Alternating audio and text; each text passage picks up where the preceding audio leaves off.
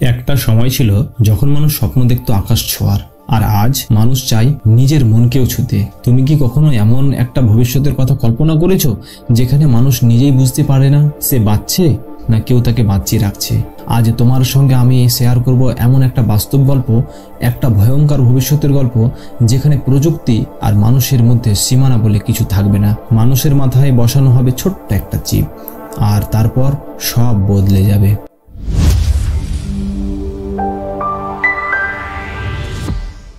2021 সালে সুইডেনের একটা কোম্পানি বায়োহ্যাক্স নামে শুরু করলো মানুষের শরীরে মাইক্রোচিপ বসানোর কাজ। ছোট্ট একটা চিপ, হাত নাড়ালেই দরজা খুলে যায়, ট্রেন ওঠা নামা, অফিসে ঢোকা, এমনকি ক্যাফেটেরিয়ায় পেমেন্টও সবকিছু হয়ে যায় এক ছোঁয়াতেই। লাগে না কোনো মোবাইল, লাগে না কোনো কার্ড। প্রায় 1000 জন মানুষ স্বেচ্ছায় সেই চিপ লাগালেন নিজের শরীরে। তাদের মুখে ছিল হাসি। জীবন এত সহজ তারা আগে কখনো ভাবেনি। কিন্তু কয়েক মাসের মধ্যেই শুরু হলো ভয়ের ছায়া।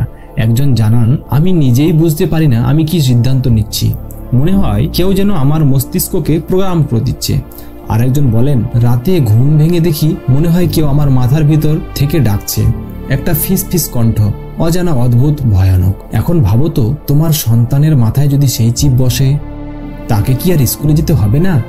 না বই, না হোমওয়ার্ক, না পরীক্ষা। চিপ ইনস্টল করলেই সে সব শিখে যাবে, ইতিহাস, গণিত, বিজ্ঞান, বাংলা, ইংরেজি, এমনকি বিদেশি ভাষা পর্যন্ত। ঠিক যেখানে এখন মোবাইল অ্যাপ আমরা ইনস্টল করি, তেমনই মাথায় নামছে জ্ঞান। না রিসেপশন, না ক্লাস, না টিচার। কিন্তু একজন শিক্ষক তো শুধু পড়ান না, তিনি শেখান মানুষ হয়ে ওঠা। তিনি বলেন, তুমি পারবে। তার চোখের ভাষা, সাহসের গল্প, স্পর্শ, এসব কি কোনো চিপ দিতে পারবে? স্কুল মানে তো শুধু পাঠশালা নয়, ওটাই প্রথম বন্ধুত্ব, স্বপ্ন দেখা, জীবনের গল্প। এই অনুভবগুলি কি কোনো যন্ত্র কখনো দিতে পারবে?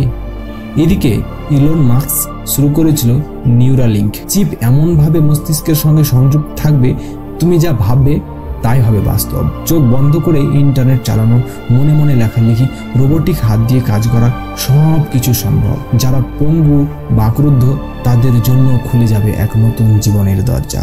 কিন্তু একদিন যদি সেই চিপ হ্যাক হয়ে যায়, তুমি ভাবছো তুমি নিজেই সিদ্ধান্ত নিচ্ছ, কিন্তু আদতে সেই ভাবনাও তোমার না। তোমার মস্তিষ্কের ভিতরে বসে কেউ একটা ঠিক করে দিচ্ছে তুমি কি ভাববে, তুমি কি পড়বে, তুমি কি করবে। তুমি একটা জীবন্ত রোবট, একটা প্রোগ্রামড মেশিন। আমি তখন সব কিছু হারিয়ে যাবে। আর এই প্রযুক্তি তো সবার জন্য নয়, শুধু ধনীরা কিনতে পারবে। তারা হবে সুপার হিউম্যান, স্মার্ট, দক্ষ, অপ্রতিরোধ্য। আর বাকিরা, তারা থাকবে পিছিয়ে, হারাবে চাকরি, সুযোগ, সম্মান। ধীরে ধীরে সমাজে তৈরি হবে এক অদৃশ্য দেওয়াল, যেখানে মানুষের দূরত্ব তৈরি হবে শুধু একটা চিপের জন্য। তাহলে বলো, এই কি সেই ভবিষ্যৎ যা আমরা চেয়েছিলাম?